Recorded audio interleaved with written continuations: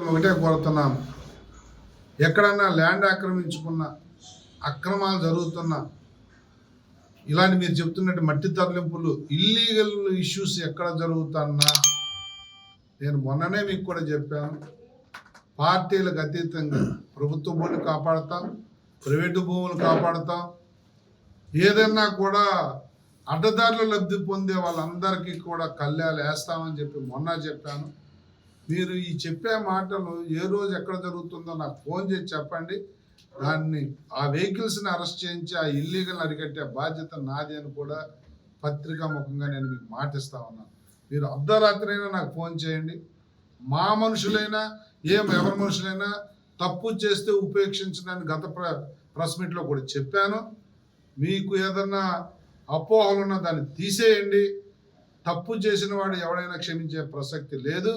నీతి వాక్యాలు చెప్పడం కాదు, నిజాయితీగా నీతిగా పనిచేస్తాం. ప్రజల మన్ననలు పొందే విధంగా ప్రజల్ని కాపాడుకుంటాం, ప్రభుత్వ ఆస్తులను కాపాడుకుంటాం. ఏదైతే షార్ట్ రూట్లు పైకి వచ్చేయాలనుకుని తప్పులు చేస్తున్న వాళ్ళు ఎవరన్నా ఉంటే మీరు మాకు ఫోన్ చేసి చెప్పండి. నేనే మళ్ళీ మీకు ఫోన్ చేసి గంటలో ఆ రిజల్ట్ కూడా నేను చూపిస్తానని కూడా తెలియజేస్తాను.